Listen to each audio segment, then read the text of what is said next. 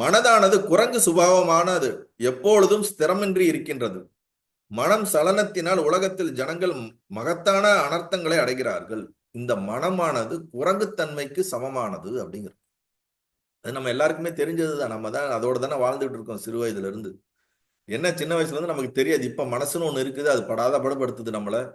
விவேகானந்தர் அடிக்கடி சொல்லுவார், கல் குடித்து தேல் கொட்டிய மதம் பிடித்த குரங்கு போல தாவிக்கொண்டே இருப்பது நிலையில்லாததுதான் மனம். பேய் பிடித்த இது ஒண்ணு இருந்தாலே நம்மளால ஹேண்டில் பண்ண முடியாது. இது எல்லாம் ஒன்னா சேர்ந்து இருந்தா எப்படி இருக்குமோ அது போல இந்த மனம் வந்து எப்பொழுதும் சலித்துக் கொண்டே ஒரு நிலையில்லாமல் ஒரு இதில் இல்லாமல் எப்பொழுதும் இதுவா அதுவா இதுவா அதுவா உட்காரலாமா நிக்கலாமா சாப்பிடலாமா தூங்கலாமா இல்ல வெளியே போலாமா சத்சங்கம் கேட்கலாமா இல்ல அப்படியே ஒரு பாட்டு போட்டு கேட்டுக்கிட்டே இருக்கலாமா இல்ல போன் பண்ணி பேசிட்டே இருக்கலாமா சேட் பண்ணிக்கிட்டே இருக்கலாமா.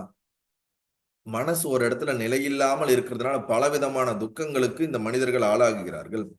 சலிக்கும் மனமே எல்லா துக்கங்களுக்கும் காரணம் என்பது பிரத்யட்சமாகும். உங்களுடைய மனம் தெளிவில்லாமலும் நிலையில்லாமலும் இருப்பதினால்தான் உங்களுக்கு எல்லா விதமான துக்கங்களும் வருகிறது என்பது யதார்த்தமான உண்மை. எல்லோருக்கும் அது பிரத்யக்ஷ அனுபவம் அப்படிங்கிறார். ஏனென்றால் சுளுத்தியில் சலனம் இன்மையால் எல்லோருக்கும் சுகம் உண்டாகிறது. ஆழமான தூக்கத்தை தான் சுளுத்தின்றோம், சுசுப்தி.